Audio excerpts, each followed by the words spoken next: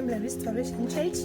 We are inviting you all to our 9th anniversary, which is going to be held on the 9th of February 2025. Our theme being Loving God More. So guys, see you there. Don't miss out this. And also on the same day, we are celebrating our mommy's birthday, Dr. M. Gori. So it's gonna be fireworks.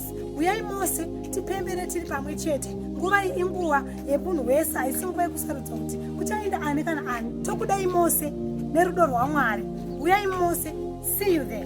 The year of loving God more, we are Royal Family Restoration Church. Siyalikhoka mhlaka 9 February, sileli 9th anniversary yethu libuye. Awani Papa Church tent yetu kuma medium for it next to New Hope College.